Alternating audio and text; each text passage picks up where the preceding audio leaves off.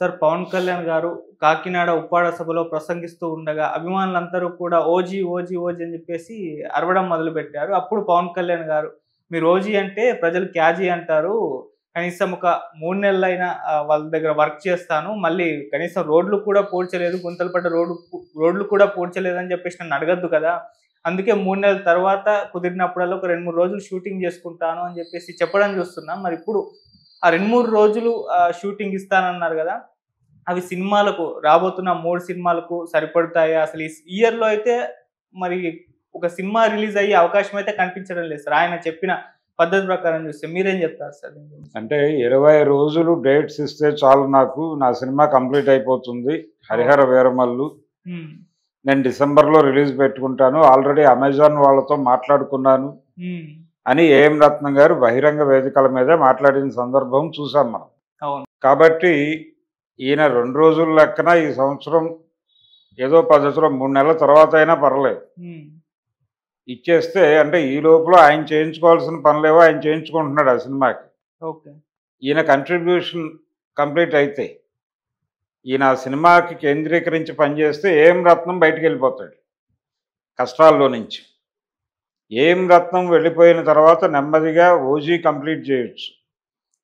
ఉస్తాద్ భగత్ సింగ్ ఆయన చేయకపోయినా పెద్ద ప్రమాదం ఏం లేదు. ఎందుకంటే ఆ ప్రొడ్యూసర్ల దగ్గర అడ్వాన్సులు తీసుకుని ఉంటారు తప్ప అంతకు మించి ముందుకెళ్ళలేదు ఆ సినిమా. ఓకే. ఈ సినిమా ఉంటుందో ఉండదు అనేటువంటి విషయంలో అనేక డైలమాలు ఉండటం వల్లనే హరీష్ శంకర్ వేరే స్క్రిప్టులతో కొనసాగుతున్నాడు. హ్మ్. అతను ఆగలేదు. అతని ప్రయాణం అక్కడ ఆపి కూర్చోలేదు. కాబట్టి అది చేస్తే చేయనివ్వచ్చు, చేయకపోతే వదిలేయవచ్చు. 5 ఏళ్ల టైంలో 3 సినిమాలు చేయటం అనేది పెద్ద వ్యవహారం ఏం కాదు. హ్మ్. కాబట్టి 3 సినిమాలు కంప్లీట్ చేస్తాడు ఆయన. అభిమానులు టెన్షన్ పడాల్సిన అవసరం ఏం లేదు. కాకపోతే కొంచెం టైం తీసుకుంటాడు అంతే. ఆయనే చెప్పుకున్నట్టుగా 3 నెలలు ఎందుకు అంటే రెగ్యులర్‌గా జనంతో ఇంటరాక్ట్ అవ్వడం అనేది ఒక ప్రోగ్రామ్‌గా పెట్టుకున్నాడు ఆయన. అవును. జనవాణి అనే పేరుతో వాళ్ళ కార్యాలయంలో ఒక కార్యక్రమం జరుగుతోంది. హ్మ్. అంటే ఆయన ఉంటే ఓపెన్‌గా పబ్లిక్ వచ్చి వాళ్ళ ఇష్యూస్ చెప్పుకోవడానికి హ్మ్. ఒక అవకాశం కల్పిస్తున్నాడు ఆయన. అంటే తన పరిధిలో ఉన్న శాఖలు, పరిధిలో ఉన్నటువంటి కార్యక్రమాలు, సమస్యలు మాత్రమే కాదు. ప్రభుత్వానికి సంబంధించి, ప్రభుత్వ నిర్వహణకు సంబంధించి, ప్రభుత్వం దృష్టికి తీసుకొచ్చి పరిష్కరించుకోవాల్సిన ఏ సమస్యనైనా తన దృష్టికి పట్టుకొస్తే దాని గురించి మాట్లాడి పరిష్కరిస్తాను అన్నట్టుగా వ్యవహరిస్తున్నాడు ఆయన. అందులో భాగంగానే మన విజయవాడకు సంబంధించిన వాళ్ళు వెళ్ళి మా అమ్మాయి కనిపించట్లేదు అంటే ఆ ఇష్యూని సార్ట్ అవుట్ చేశాడే ఆయన. మొత్తానికి విజయవంతంగా అమ్మాయి ట్రేస్ అయింది. ఎక్కడో కాశ్మీర్ దగ్గర ఎక్కడో ఉందని ట్రేస్ అయింది. అవును. ఇలాంటి కార్యక్రమాల ద్వారా ఆయన ప్రజలకి ప్రభుత్వానికి మధ్య విపరీతమైన గ్యాప్ ఉంటుంది అనేటువంటి ఒక విమర్శ జగన్మోహన్ రెడ్డి పాలనలో నడిచింది. హ్మ్. ఆ గ్యాప్ లేదు, ఎవరైనా ఎప్పుడైనా వచ్చి కలిసి వాళ్ళ సమస్యలు చెప్పుకునే అవకాశం ఉంది నా దగ్గర అని ఆ బ్రీతింగ్ని ఆయన ఎంజాయ్ చేస్తున్నాడు ఇప్పుడు. అలాగే పబ్లిక్కి ఇది అలవాటు చేయాలి అనుకుంటున్నాడు. పవన్ కళ్యాణ్ ఈజీ యాక్సెస్ ఉండాలి అన్నది, ఈజీ యాక్సెసిబుల్ మంత్రి అనే ఇమేజ్ కోసం ప్రయత్నం చేస్తున్నాడు ఆయన.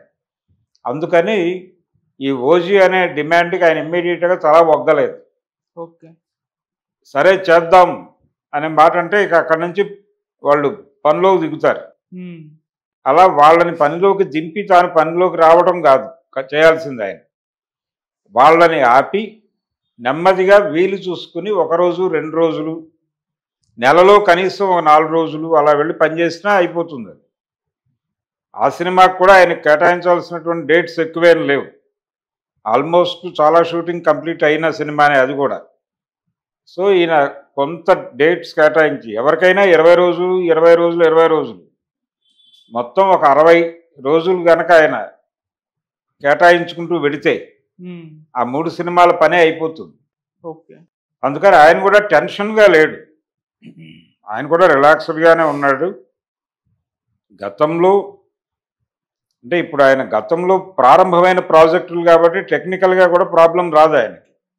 కమిట్మెంట్ ఇచ్చున్నాను కాబట్టి వెళ్ళి పనిచేస్తానంటాడు.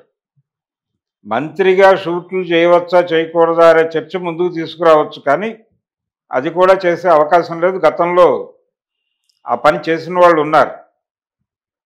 సాక్షాత్తు రామారావు గారు ముఖ్యమంత్రిగా ఉండే సినిమా చేశాడు ఆయన.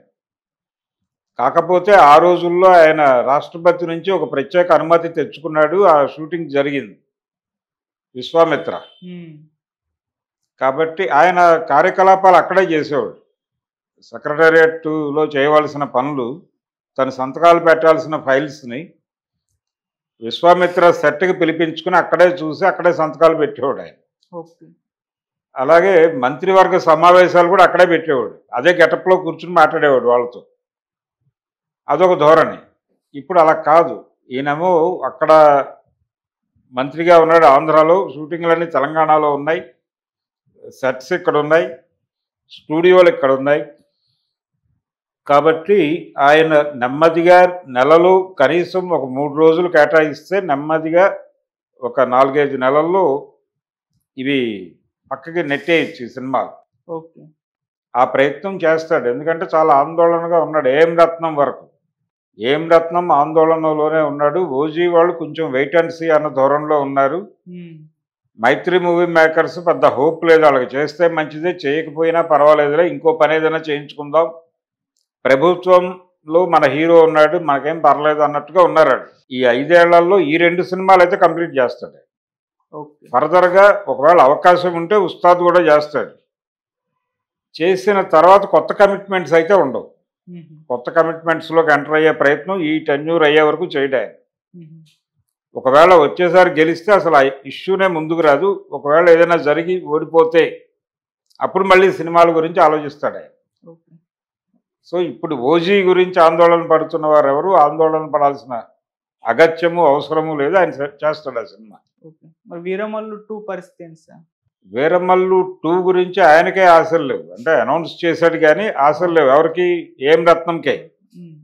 ఆయన ఇటీవల ఏం మాట్లాడుతున్నాడో, ముందు ఈ 1 రిలీజ్ అయితే డిసెంబర్లో అనుకున్నాం మేము, డిసెంబర్లో రిలీజ్ అయిపోతే నేను దాదాపు బయటపడిపోయినట్టు, తర్వాత సంగతి తర్వాత, అది చేస్తే తర్వాత చేద్దాం, 5 ఏళ్ళ తర్వాత చేద్దాం, లేకపోతే ఇవన్నీ కంప్లీట్ అయిన తర్వాత అయినా చేసుకుందాం అనే మూడ్లో ఉన్నాడు ఆయన.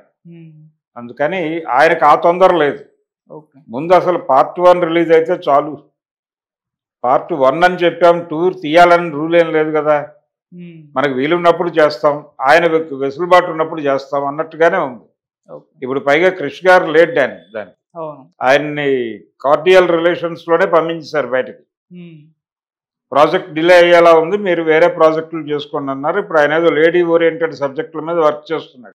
సో ఆయన ప్రయాణం ఆయనకి నడుస్తోంది. ఆ టైంలో జ్యోతికృష్ణని పట్టుకొచ్చారు డైరెక్టర్గా. జ్యోతికృష్ణ ట్రావెల్ అవుతున్నాడు ఇప్పుడు ఆ సినిమాతో. తనకి ఒక పాన్ ఇండియా ప్రాజెక్ట్ అవుతుంది. అది పాన్ ఇండియా ప్రాజెక్ట్, తద్వారా తనకంటూ ఒక మార్కెట్ క్రియేట్ చేసుకోవాలి అనే ఆలోచనతో ఉన్నాడు. ఈ క్రమంలోనే ఆయన 2G బృందావన్ కాలనీ అని ఒక సినిమా చేశాడు. దానికి పార్ట్ 2 చేసేటువంటి ఆలోచన ఉంది. ఇవన్నీ వర్కౌట్ చేస్తున్నాడు ఆయన నెమ్మదిగా ఏం రత్నం గారు. చూడాలంటే పవన్ కళ్యాణ్ మీద గట్టి హోప్తో ఉన్నాడు ఆయన. పొలిటికల్గా కూడా తన సర్వీసెస్ అందించాడు ఆయన జనసేనకి ఏం రత్నం. అందుకని కొంచెం ఆయన మీద స్పెషల్ కన్సిడరేషన్ ఉంది పవన్ కళ్యాణ్కి. కాబట్టి ఆయనకు తప్పనిసరిగా వెసులుబాటు కల్పించి ఆయన్ని ముందు బయటేస్తాడు. ఆ తర్వాత ఆయన టార్గెట్, ఆయన ఫోకస్ ఓజీ మీదే. ఓజీ కంప్లీట్ చేసేస్తే అక్కడికి తను ఆన్ సెట్స్ ఉన్నటువంటి ప్రాజెక్టులు కంప్లీట్ చేసినట్టు అవుతుంది. ఒకవేళ మంత్రిగా ఉండి షూటింగ్లకు వెళ్ళటం ఇబ్బంది అనుకుంటే రామారావు గారి పద్ధతిలో అక్కడి నుంచే పర్మిషన్ తెచ్చుకుంటాడు ఆయన.